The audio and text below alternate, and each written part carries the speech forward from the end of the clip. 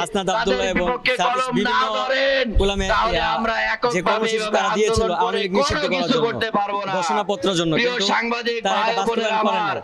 আমরা গত 4 দিন ধরে আমরা গোলাম বিভিন্ন জায়গায় প্রস্তাব করছি এবং তাদের সাথে যোগ দিয়েছি। আমাদের গোলাম কোনো দল নাই, আমাদের দল একটাই, আমরা আহত 24শে জুলাই যোদ্ধা। আমরা মেডিকেলে বেডে এবং আমাদের কারো চোখ হারিয়ে গেছে, কারো পা হারিয়ে গেছে, কারো হাত হারিয়ে গেছে, বিভিন্ন অঙ্গ একেবারে আসতে না পারে। ওই দিন একটা খবর শুনছিলেন মনে হয় যে 2 চোখের জন্য তার বউ ছেড়ে চলে গেছে।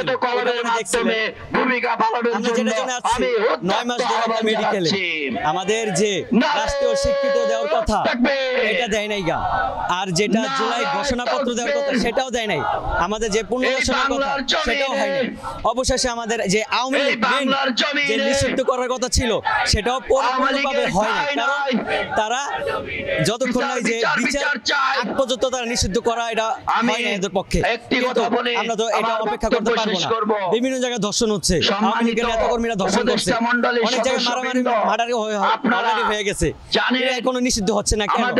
আমরা না পেরে আমরা এখানে অবস্থান নিয়েছি 4 দিন ধরে। কালকে হাসনাত ভাই যে কামরা করলো আমাদের সাথে, এখানে তারা মিটিং করছে, মিছিল করছে, আমরা এখানে ছিলাম, তারা চলে গেছে, কিন্তু আমাদের কোনো আশ্বাস দেয় নাই। আমাদের আশ্বাস ছিল একটা, যাদের উন্নত ট্রিটমেন্ট দেওয়ার কথা ছিল তাদের উন্নত ট্রিটমেন্ট পাঠানো এখনো হয় নাই বর্তমানে।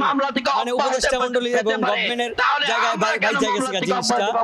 এখন আমাদের মেইন বিষয় আওয়ামী লীগ নিষিদ্ধ করতে হবে পুরো পরিপূর্ণভাবে বাংলাদেশ থেকে চিরকালের জন্য, নাম নিশানা থাকতে পারবে না। আর দ্বিতীয়ত আমাদের যে সুচিকিৎসা সেটাও দিতে হবে, যার যেখানে চিকিৎসা লাগে সেই চিকিৎসা তাদের এটা বহন করতে হবে, সরকারের ডক্টর ইউনূস সাহেবের এটা বহন করতে হবে। কিন্তু আমাদের এটা আশ্বাস দিয়ে রাখে, তারা আমাদের মূলা বুঝায় দেয়। আজকে বলে যে এটা আমরা কালকে করছি তোমাদের, এটা আমি কালকে করে দিচ্ছি, কিন্তু তারা আজকে বলে কালকে তারা আমাদের আর কোনো খবর নেই। একবার মেডিকেলে যায় দেখুক যে আমরা কেমন আছি না কেমন থাকি, যারা বাসায় আছে তারা কেমন আছে না কেমন থাকে, তারা তো তা এখন দেখে না, তারা তাদের নিজের দল নিয়ে এখন ব্যস্ত। আর আমরা যারা আহত, যারা শহীদ পরিবার, তাদের আইনত যে নিরাপত্তা, সেই নিরাপত্তা কি কোনো নিরাপত্তা আছে? নাই।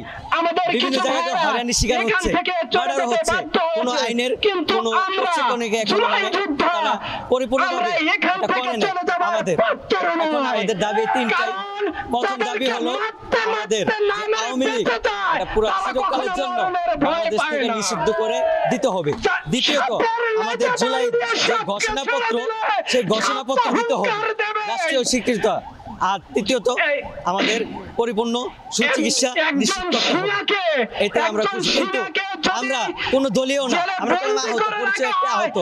আমরা এতদিন হাসনাত, সার্জিস, নাহিদ ভাইকন প্রত্যেকটা উপদেষ্টা মণ্ডলীর কাছে আমরা ভালোবাসতাম, কিন্তু তাদের প্রতি আমাদের ভালোবাসা এখন শেষ হয়ে গেছে। তাদেরকে চিন্তা করতে বাধ্য, কারণ আমরা সারা রাত থেকে এখন এখানে আপনারা কি আসছে, আপনারা অনেকক্ষণ ধরে দেখছেন, আসছে জিজ্ঞাসা করছে যে আমরা কিভাবে আসছি, এই রোদের মধ্যে কিভাবে আসি জিজ্ঞাসা করে। তার মানে আমরা যদি মরেও যাই মাথা ব্যথা আসে, তারা চাই যে আমরা মরে যাই, আমাদের কোনো ভালো মন্দ কিছু চাই না।